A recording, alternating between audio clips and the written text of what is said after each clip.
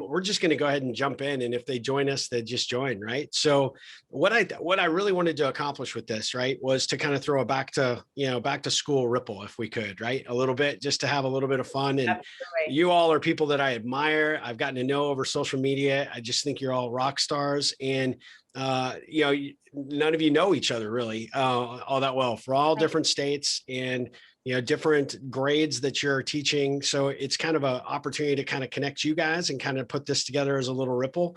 And I thought, what better way to start it than with a ripple question? So when you were in school, who was your favorite teacher and why? So Julie, I'll let you go first. Okay, well, my favorite teacher was Mr. Judnick. He was my 8th grade science teacher, and he just made it super fun. He would sing to you on your birthday, holding the trash can and banging it with a ruler, which was horrifying for me, but amazing when it happened to anybody else. Yeah. And just made learning fun. And I still keep in touch with him, and we send Christmas cards, and he's always just taken an interest in my actual life, which mattered even back then, and it still matters. So you're still connected to him then? I am. Oh, that's awesome. That's fantastic. Jen, what about you? So I have 2 favorite teachers from elementary school, and they are my kindergarten teacher, Miss Debbie, and my 4th grade teacher. Her name is now Mrs. Renzi, but at the time she was Miss 40. And when she was my teacher during the years at the school, she married the gym teacher, Mr. Renzi. So she became Mrs. Renzi. And coincidentally, I just saw both of them a few weeks ago. My sister celebrated her 50th birthday, and she was still in contact with both of those teachers. We went to a very small Catholic school, and she was still in contact with them and communicating, and invited them to her party, and they came. So I just saw them again after so many years. It was really amazing. Oh, that's awesome. Yeah. That's fantastic. Tina, what about you? Oh, I think you're muted maybe. Miss Maggie Montoya. She was my seminary teacher in high school. Oh, wow. So I've come from a large family, and I didn't think college was in the books. So she was just there for me in pretty much any way. That's great. Are you still in contact by chance? No, I joined the military. Yeah. And lost contact. Do you know if she's still teaching by chance? No, I don't. Okay. I know she's not at the school anymore. I know from personal experience, it's often hard to track down teachers we have from our childhood, especially if they move schools or have gone elsewhere. For me, Jen has heard this story, I think, before when we talked about the influence a teacher had on my life. But going into high school, I had a teacher that I got put into a class that I didn't really care for. It was like office services or something. It was an elective that they changed my schedule, and I got put into this class, and I was intrigued with business. I just always had been since I was a little kid. And I started asking more questions than she cared to answer. And so she took me literally by the ear and took me over next door to a class that was being taught by a guy by the name of Jay Stevenson. And he was teaching all marketing education, and they didn't let freshmen into that class. But he had some pull with the counselors and said, I'll let him stay in this, and he can absorb it, and I'll give him, if we can make the exception, I'll give him the grade, but he has to do all the work that the sophomores do. And he said, it's a lot tougher than you think because you're a freshman. And so I kind of was like a fly on the wall, but I absorbed a lot. And I finally got kind of out of my shell and started asking questions, which was really weird because here's this little young kid in comparison to these older kids asking more business related questions than he ever expected. So he kind of took me by the side. He said, well, what do you want to do eventually? I said, well, I want to own my own company someday. That was like the biggest thing I could think of. And he said, well, we do this thing called DECA, and it's after school. And I don't know if you all have ever heard of DECA, but it's Distributive Education Clubs of America. So it's a club that sits on top of the marketing education program. And it's really designed for a couple of different things. One, you could get credit when you eventually could work. You get credit for working, and that would count as a grade, and you get a class credit for it. But more importantly than that, it actually taught you something about a particular trade. And so just like he had done for the class, he said, well, you can't participate officially, but you're going to participate. They just can't count you when they go to they had a district competition and a state competition. The first year that I did it as a freshman, I would have qualified to go to state. And he just couldn't believe I was just that enamored with it. So when I actually got in to become a sophomore, sophomore was the first year we could kind of participate and play. And I placed for state, but didn't go to, to the nationals. But then my junior and senior year, I went all the way to nationals, both years, and became an officer of DECA and got to do all this stuff.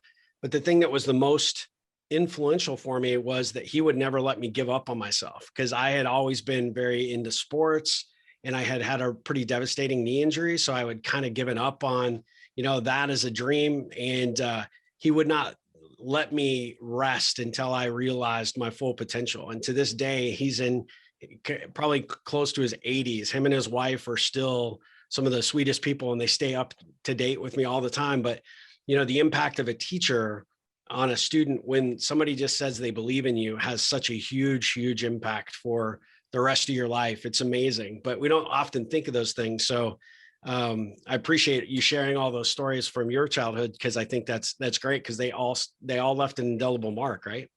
Yeah, Absolutely. So I'm curious, what do you think was the driving factor for you to want to become a teacher? So Tina, I'm going to let you go first on this one. Ooh. Ooh. Well, I come from a large family. I got to ask you, you said that twice. So how large is this family? Are we talking, basketball team size? Are we talking football squad?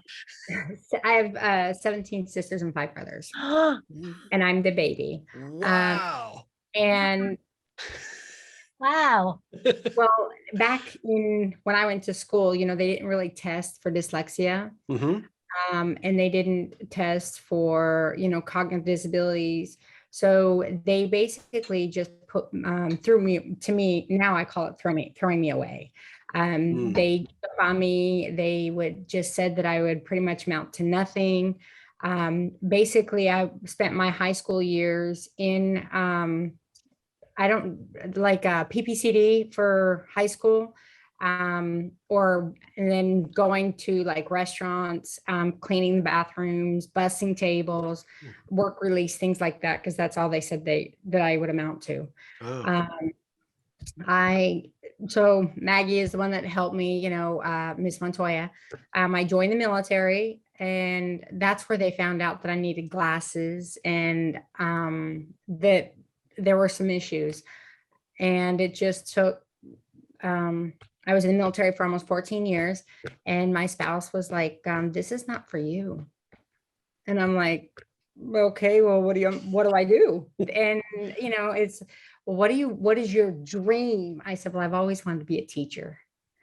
Why? And I said, well, because I don't ever want a child to feel the way I felt.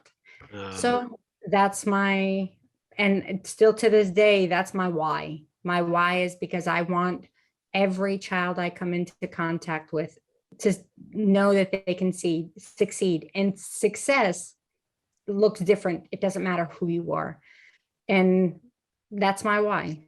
Oh, that's fantastic. What a great story. I have to say, so one of the things that you guys have probably all, read on my tweets, or at least know from the stuff I share, is I'm really big in connection points, because we all have a lot of things in common that we don't often realize until we get into circumstances like this, where a question can make all the difference. Dyslexia was a problem that I had, and they didn't actually diagnose it until I got into college. And so I can totally relate. I just always felt like I was dumb. And my only teacher, Mr. Stevenson, was the only one that would not allow me to say that, right? Would not allow me to have any of that. You were going to work harder if it took you longer to read, if it took you longer to rewrite or write again. You would just go through as many drafts as necessary, but we'll get you there, right? So, it makes a huge difference for sure. So we have that in common. Jim, what about you? Well, before I answer, I just want to say, can I just comment on what Yeah, of Tina course. said Yeah. before I answer? So I am like blown away, because I feel like I've known Tina through social media for maybe 3 years now. Yeah. At least I think it's been 3 years. it was like one summer that I knew that you were in the military before, and I was amazed by the work that you do at your school with your garden. And you just go so above and beyond for your students and your donors choose projects. I've read so many of them and I've seen the results of them. And I can't even imagine if the person who didn't help you, that teacher, when they did, like none of this would be possible for, I'm just thinking of all the students that would miss out on all that you do. And I just can't believe it because I mean, Julie as well, both of you and everybody that Steve included in our group. But so many things when I hear your name and when I see your face pop up, so many things, but they're just, everything is like wow, like there's nothing ordinary about it. It's like, to me, you're just like teacher of like the universe. Like really, like I see a lot of teachers come through my social media, and I was excited for the Zoom to get a chance to actually to talk to you face to face and to meet you because I've only been, on the sidelines just as an observer. So that's just so powerful to me to hear as an educator how one person can make such a difference, and I'm thankful for that person. I kind of have the opposite story because I just was a girl who loved school. I loved to read. My dad taught me to read when I was very, very little. He would, sit us on his lap, me and my sister, and he would read the same books. So I believe that by reading and reading and reading to us, we probably did a lot of memorizing books, but also it gave us a lot of print awareness. Yeah. And we both learned to read very, very, very early. Like we were reading chapter books in kindergarten. It was like ridiculous. So I loved to read. I loved everything about school. And that's just all I wanted to do. And that's all I did was play school. And I wanted to be a teacher and a mother. And that's it. So I have like the opposite experience. Like I didn't even know like there were other professions out there.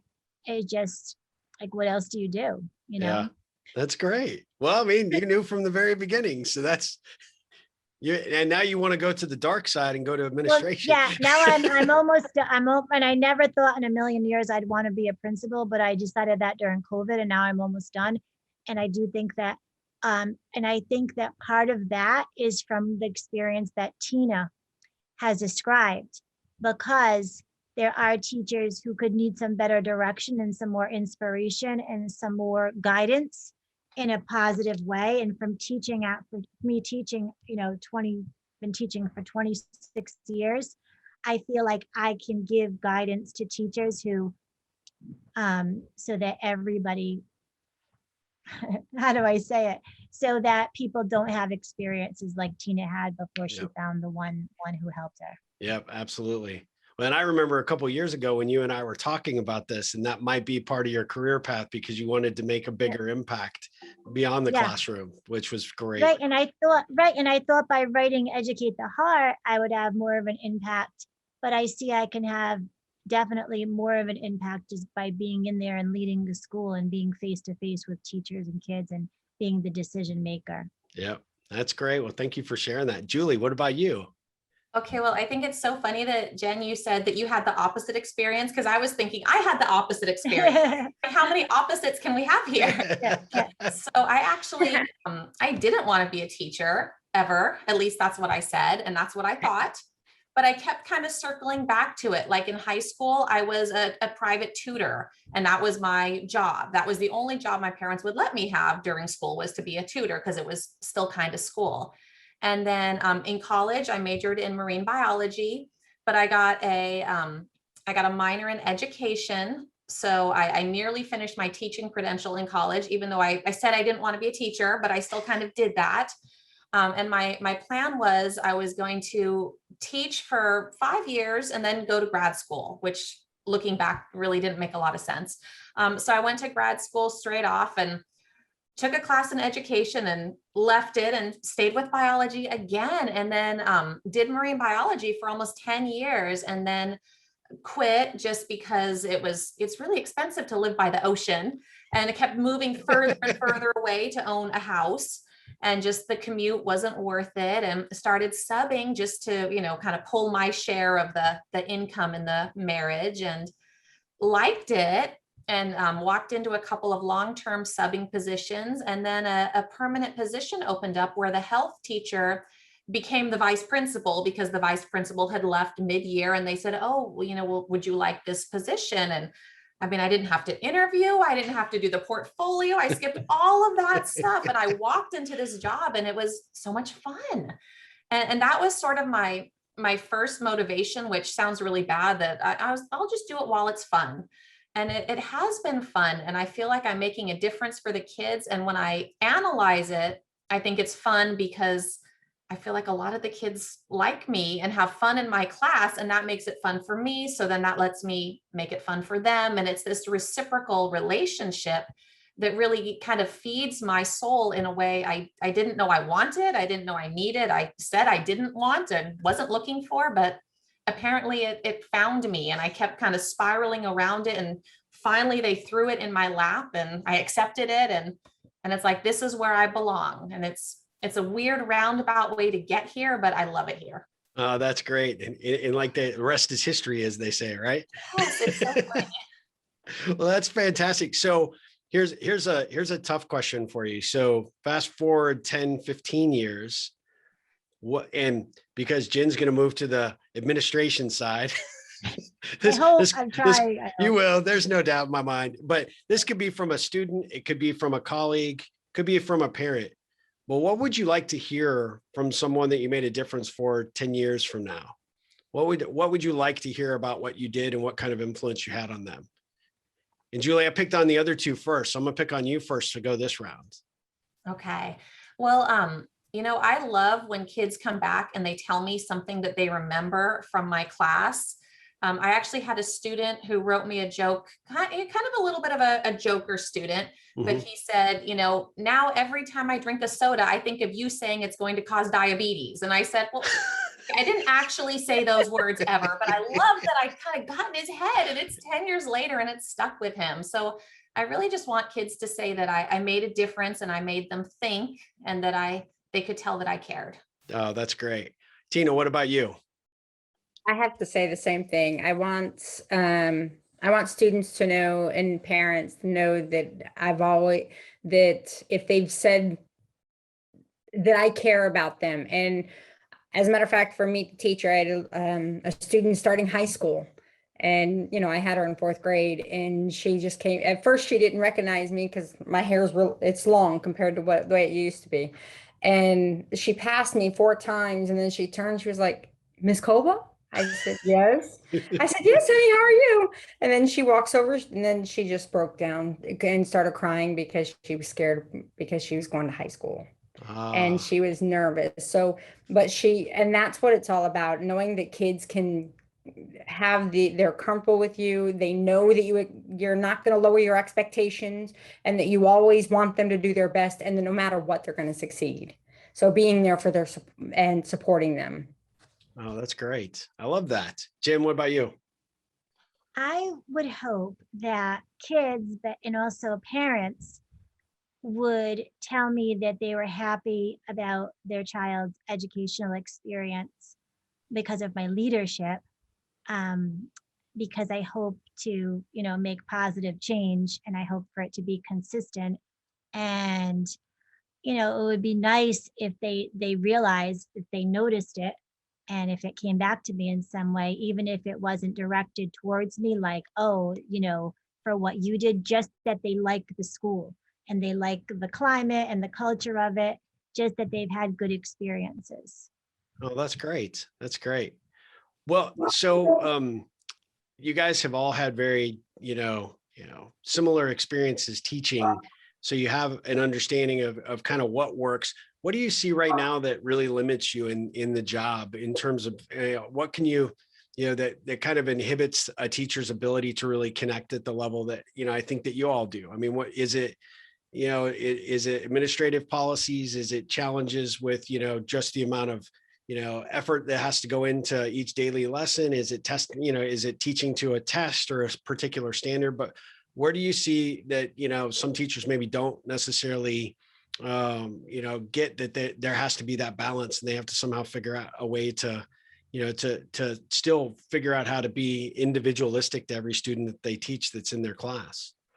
What do you think those challenges might be?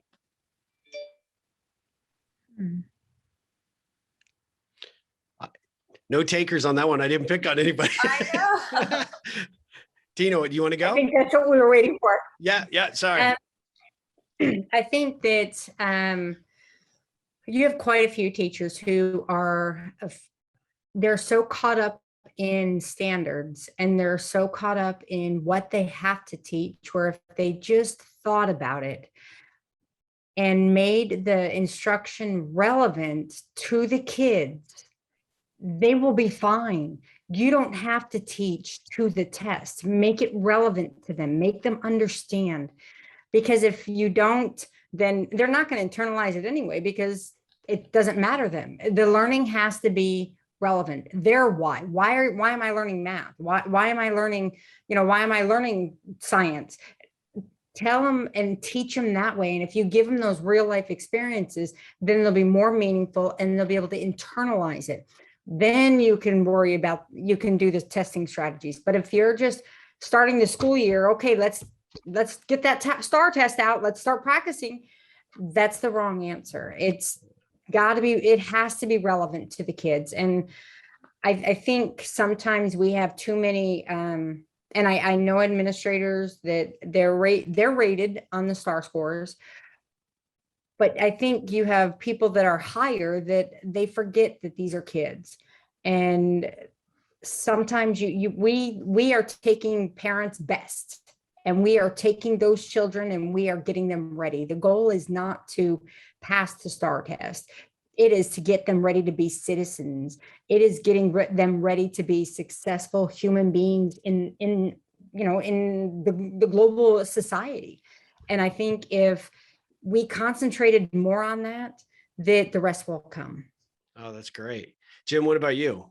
Because you're looking at it from both directions, right? As a teacher and now as a potential future principal.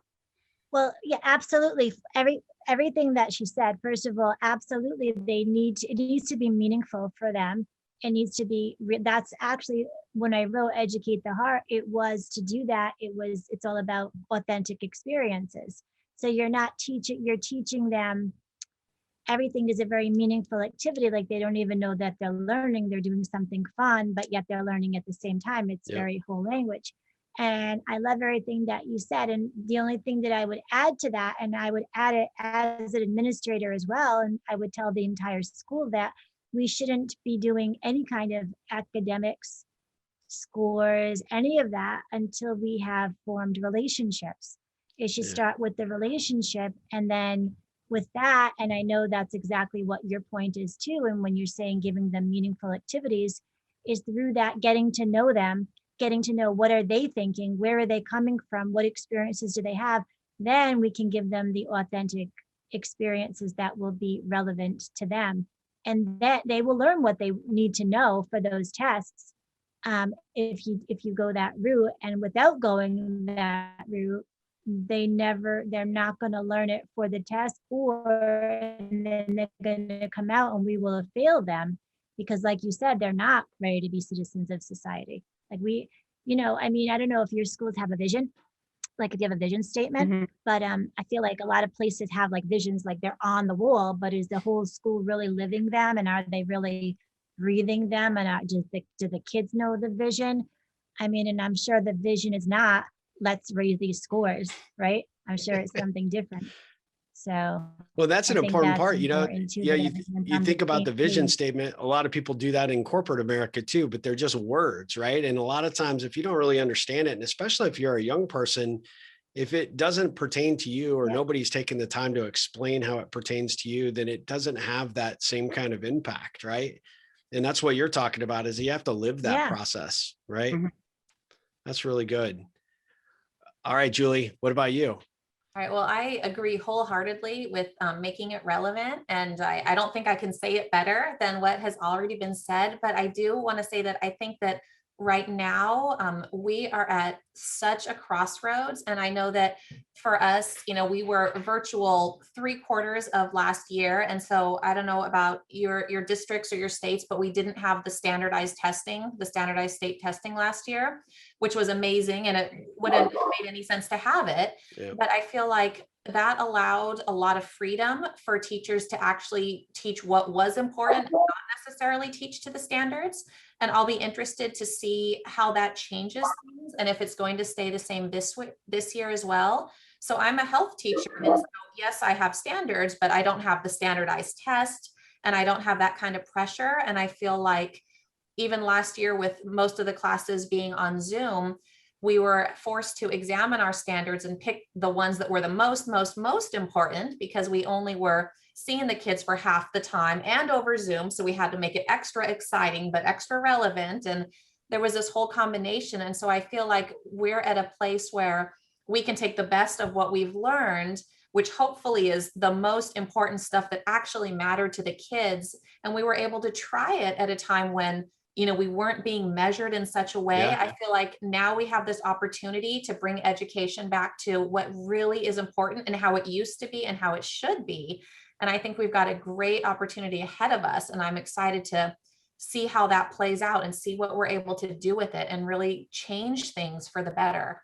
Well, I'm kind of curious. Actually, you bring up another question that I hadn't actually thought of until you said that. But, last year being such a weird and challenging situation for everybody. First of all, you guys are all heroes in my mind, because you're out there in front of these kids, and it's not an easy thing, right? I mean, it's you want to provide the very best environments for these kids, and you put yourselves at risk by doing it. So thank you for doing that. But, with the change in process and approach, how many you think that the districts that that districts will actually take a look at how things were done last year during COVID, and how many new strategies or ideas will they build off of because of that? Because it made a lot of school districts have to be very adaptable, right? Yeah. Do you think we'll learn from it and be better because of it? Or do you think we'll go back to the same old way that we've always done it? So Julie, I'll let you answer that one first. Well, I hope that we move forward, that we learn from it. And I know that at least in my school, the teachers are doing that. And so it's just, Good. Can we lead that to the district, to the state? Can we build that momentum and keep it going? But I know the teachers are wanting to, and the teachers are talking about it, and we've noticed, and we want to keep it going. So I hope we're able to. That's my goal. That's great. Tina, what about you? Oh, absolutely. I think that going forward with a blended model, it's the teachers are realizing that they're able to meet the needs of the students, and the higher students are able to go on, where sometimes, when you're not and you're just standing in the front lecturing, sometimes the higher students tend not to move as high to their capability. And I think that I don't think that they're going to be able to go back to the way it was. The kids deserve better, and they know that that's what everyone's going to expect. Yeah. Okay. Jennifer? I definitely agree that the differentiation that's possible now, I think that everyone has seen that with their own eyes, and we've learned, we had to learn, and we learned. I mean, I was coming from, I was promoting screen free, and then all of a sudden it was like screen all the time. Yeah. So I was very, very a native to social, all other than social media. I didn't have a Google Classroom, all of that, but now I do, and I would not teach without these resources, because of the power involved, the Flipgrid, and not even necessarily whatever the platform is, just the fact of how you can reach more children in different ways than you can with just one method. I mean, Yep. you can't Can deny. I piggyback?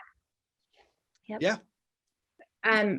With that, it's not just that, it gives kids ownership. If the little ones are using the iPads, they can use they can use Keynote, they can use, there's so many different things Yeah. that they can verbalize. You're giving them voice, and that is what the kids are missing, the voice. Yeah. They're missing expressing their own learning. And I just, they are so excited when they are able to do their own little mini stories and just do their own presentations. And I think when you're giving them ownership and leadership skills, even at kindergarten, Yes. that's awesome. Yeah. No, that's great. Well, I mean, you guys all know that I'm all about the power of the ripple, right? Learning that, how to, my passion is teaching people the importance of connecting. I mean, we're all on this call today because we've connected, over the years, and I'm so grateful for the friendships that, I've fostered with you guys as well as other teachers. And my sense is that, especially now as kids come back into the classroom and there's this level of nervousness a little bit about it, that there's going to be a lot of uncertainty and some challenges relative to, behavior, because they have been a little bit freer with what they could do and how they could do it. They were accustomed to maybe a little more freedom than you'll be back, into a standard class.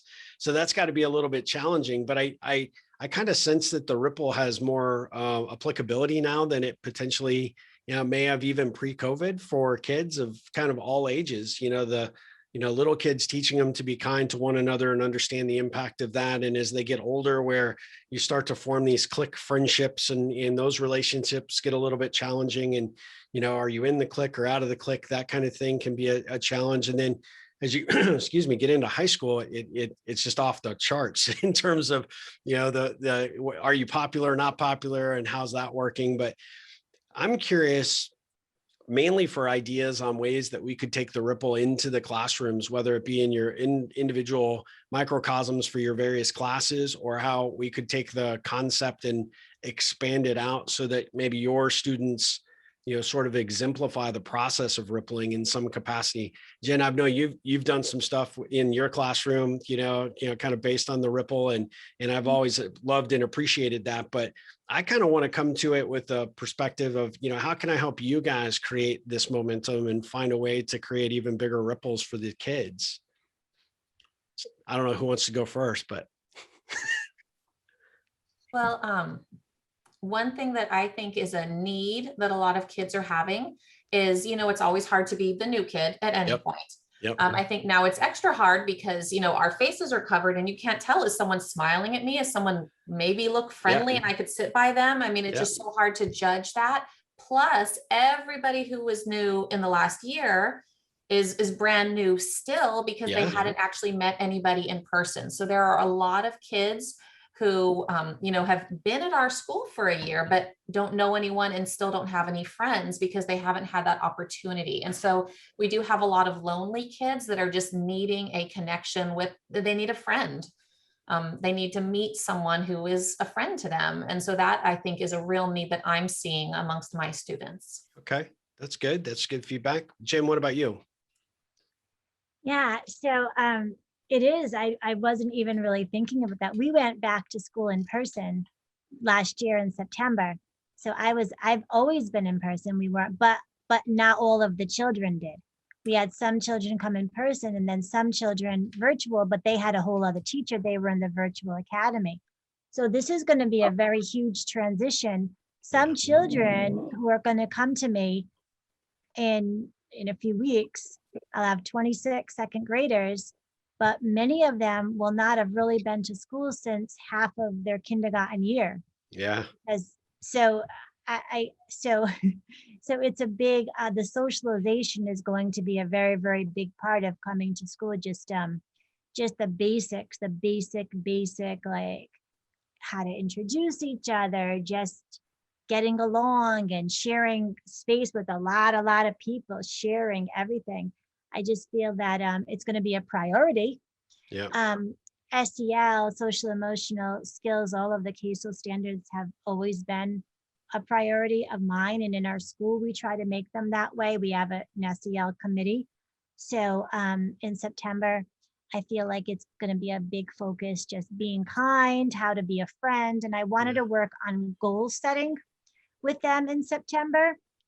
Have them, I mean, I think it'll be early to, like, they're still little, like I'm saying this, but I don't know. I mean, everything's going to be brand new. I kind of almost feel like it's going to be back when I was a kindergarten teacher, because just so basic, they haven't been to school. They've been sitting in front of a computer. So I just feel like literature is going to be helpful.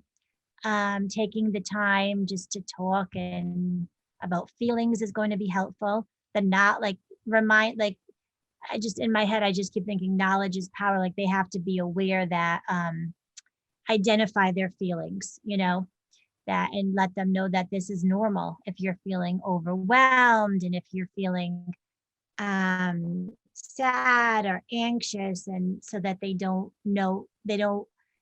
feel things that they're not used to feeling and then become so overwhelmed that they shut down or lash out or act out. So I feel that a big part of September will be, I'm saying goal setting, but now I'm thinking maybe some teaching them calming strategies, coping skills.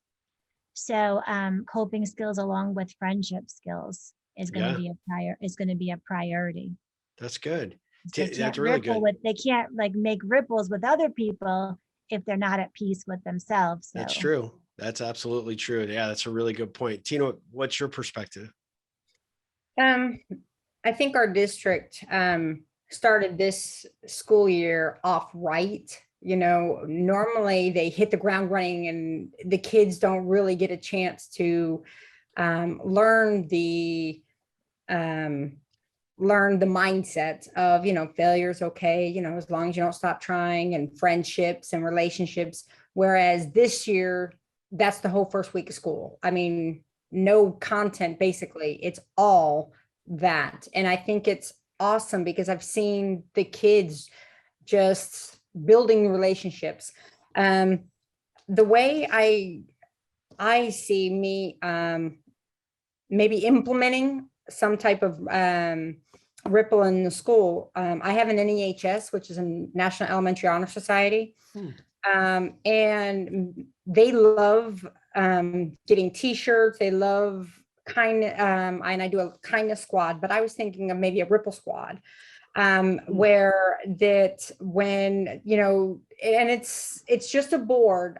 And when people see them doing kind things, you know, it's just cool. And teachers would take pictures of it and I would post it on the board, and then nobody knows about it, but then they're looking, hey, that's you, you know, and then then people, and it spreads, you know, the kindness spreads. So I think, and the ripple would spread. So I think that would be a great way to get it started.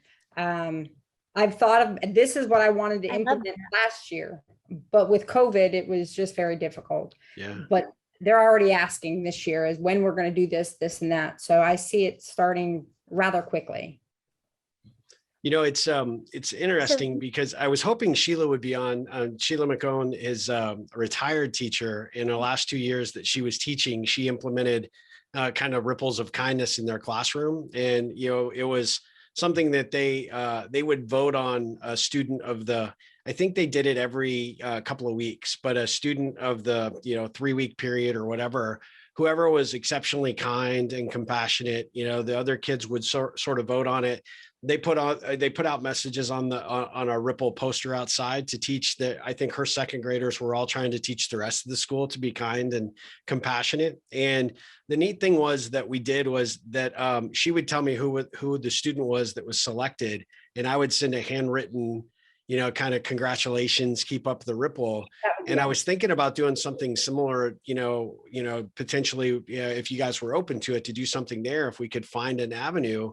And then I was thinking about doing some, like, you know, maybe ripple stickers or, you know, ripples of kindness stickers, just something to encourage the kids when they see other kids doing, you know, something out of the, you know, that's, you know, out of the norm, or they're going out of their way to help a friend, or they're just, you know, polite, or they're using their manners, or they're doing any, you know, catching people doing things right, I think is really good. And the more that you can teach it, I was speaking to a business organization yesterday, and I was telling these managers, I said, you know, we're really good as managers at telling people what we do wrong. You know, I mean, it's inherent because we feel like that's what you have to do. But how often do you go out of your way to look for and find ways to shine a light on what they're doing right? And the neat thing about it is when you do that for somebody, when you create that, you're actually taking that action, you're creating that ripple. When you do the ripple, not only does it make an impact on them, but it actually makes an impact on you as well, right? And if we could teach kids at an early age that how great that feels, if I had known it or been able to put words to it as a young person, I might have not been so introverted and shy. I don't know, but it's an opportunity to sort of break out of the shell a little bit. So that's one idea. The other idea I had was, and I think you probably have seen on my tweets before, I used to do these events, and I think, Jennifer, you and I talked about it at one point, but I used to do events called 8-minute ripples. And what we did was the 8-minute ripple was networking for non-networking people, right? So, you go to a networking function, people have this elevator pitch, and there's this really, it's like you're putting on these airs, and it's just very uncomfortable. And I absolutely hate that environment. But it was so, it was just not authentic, right? So we created this environment where you couldn't talk about anything that denotes status. You couldn't talk about your job, and you couldn't tell people, really anything, specific about what you did for a living. And it equalizes people at a certain level. And what I found is that we would use questions that were fun to ask and fun to answer. And you would take people that wouldn't ordinarily mix or match at an event, and they would find they would have something in common, this connection point I mentioned earlier. And that was it. It was game over, because they would just look beyond, any of that stuff. And they would have that one thing. It could be a hobby, their favorite sports team. It could be, whatever how they spend their time when they're not working. But there's so much magic in that. And I think actually could be duplicated in the classroom to a certain degree. Like there could be a ripple question of the week, and everybody gets to think about it. But on Fridays, everybody gets to ripple with somebody new from the classroom. So you'd pair them up and you give them just a little period of time to actually connect. You put the question forward, and then they get to sort of figure out, what they have in common and what they kind of can appreciate about one another, but they both get to ask and answer the same question or one or two questions. I'm just curious if that might be something that you guys might be open to trying. And we come up with questions that would be fun and relevant to their age groups. But at the end of the day, some of the questions I use for adults are the questions I would use back in the classroom, right? And I just think that there's the possibility that we could teach them, hey, if it's, if you have the ability to have a conversation with the kid that's maybe a little bit of a bully, and you can actually allow yourself to equalize a little bit, just for a little bit, because everybody else is doing it, that social proofing kind of takes over. Well, now we realize certain people are not so scary. Certain people have the same fears and trepidations that we do. We may like the same things, the same sports teams, et cetera, and it becomes an equalizer in a lot of ways. So I was just curious in terms of the thought process, what you think about that. I like that a lot. I really like that a lot, giving people the reason and the opportunity to talk to someone different about something different. And I like the what Tina said about the board. I was thinking in my room, I have one board actually that I was like, I wasn't sure what I was going to do. We've done, when we do drops of kindness school wide. Yep. But in the classroom, I could do that. I could do, caught being kind, and then ripples of kindness. I collect when they're kind on the board. And then we could talk about, well, is there one person who's really, really going out of their way and been kind? And then maybe give you that name for you to acknowledge like that. And if we all do that, maybe we could have classroom Zooms where the kids see the kindness in the other classrooms. Yeah. Like all together, we could plan a time and all just like click the link. And we could see, wow, that classroom, they're kind too. Like, and what are they doing to be kind? And we could inspire each other to think of different ways to be kind. Well, and there's power in that, right? That's a great idea, because if they see here's the, kids from a completely different state in a completely different classroom, but wow, they're doing it too. We must be doing something really cool together. And just to learn about the rest of the world. I mean, I teach inner city Providence, so I think that would be very cool for them to see different people and different. That's a great idea. Absolutely. Julie, what do you think? Any thoughts? Yeah, I love it. I think it would be perfect for our advisory, which is kind of like homeroom. It's only 18 minutes a day, but it's every day. And the students stay with me for all 3 grades, 6, 7, 8. So we build those really deep connections. And every Friday is team building. So I think it would fit in perfectly with that. Maybe we could kind of give it a trial, like for a semester or a quarter, and then try to expand it to the rest of the school, kind of, share some feedback and share some data with the administration. And I could see it being big. That would be cool. All right. Tina, what do you think? I definitely think that would be a great idea. And if you, Julie and Jennifer, Julie, you do middle school. Julie, you're elementary? I am second grade right now. You're second grade, so Yep. elementary. Okay, Yes, but yeah, yes. that would be awesome, especially when they see the older kids. They look up to older kids. Yeah, there could even be a fun Definitely. thing where you had the older kids actually sort of find a student in, a younger grade from another school that they actually get to correspond with in some capacity, right? We've Just, done that. that would be kind of cool. Yeah. Okay, well, I'm glad that you guys were at least amenable to it, because I think there's some potential. And I know with Sheila, she said, she had taught for a lot of years, and she was sad that she had only learned about the ripple the last 2 years of her teaching career. But I know what an impact it made on those kids, and a lot of those kids were from challenging homes, and they really struggled in a lot of ways, and not the best home lives, but they look forward to catching one another doing things right, which was really cool. And then they just adopted this vernacular for rippling, which was kind of cool. So we could come back together. I mean, one of the ideal things would be, and this was more of a test run, I was going to do one more test run, but really what I wanted to do is actually, guys, maybe show you guys how to ripple amongst other teachers. So I'll do this next group, and then maybe open it up to a friend or a colleague that you like, and then we'll put it on a Zoom, and we'll just put everybody through a ripple if you're open to it, and then give an opportunity for people to kind of see it in action. But ultimately, at the end of the day, connecting amongst, fellow teachers, I think is just as important as students connecting with fellow students, right? Because there's a lot of great ideas and a lot of great momentum. Plus there's those positive days, and you want to share your wins, but also there's some of those days that aren't so great. And you're like, well, hey, look, let's maybe get on a Zoom call, have a beer together, and blow off some steam, So maybe we can do that as well. So we can figure that out. But I appreciate you guys joining tonight. Are you comfortable if we maybe put this out for other teachers to see and what we talked about today? Absolutely. Yeah. Okay. Yeah. Awesome. Well, I'm gonna let you guys go. I really, really appreciate you doing this tonight. I think this was a lot of fun. I think it worked out exactly perfect. I mean, Katie did a message back to the group, but her husband had to leave on a family emergency, so that's why she couldn't make it. She had to get the kids to bed. So we'll do another one for sure, and include her, and then we'll figure out the big teacher ripple. That sounds amazing, Steve. Thank you so All much. right. Thank you guys Thanks for for having joining. us.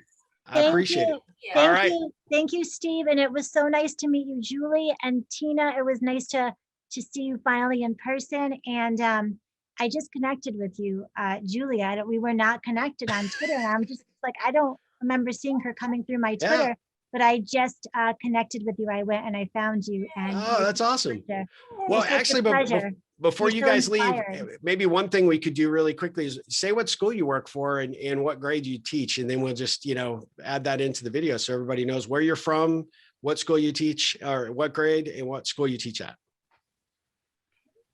Well, I'm Julie Truesdale. I teach for Edna Hill Middle School in Brentwood, California, and I teach 8th grade health. Awesome. Tina? I'm Tina Coba. I'm from Overton Elementary. I work with 3rd through 5th grade math. In Austin, right? Yes, in Yep. Austin. All right. And Jen? I am Jennifer Quattrucci, and I teach 2nd grade in the inner city of Providence, Rhode Island at Harry Kazarian Elementary School. Awesome. All right. Well, I'll probably add that at the very beginning. We'll edit this a little bit, and we'll see what it comes up with. But thank you guys so much for doing this. I really appreciate it. Thank you for having you us. so much. Thank you. You guys have a great day tomorrow. Good night. Thank you. You Yeah. too, All right, everybody. take care. Be Bye-bye. well. Everybody, Stay safe. Ripple on. triple on.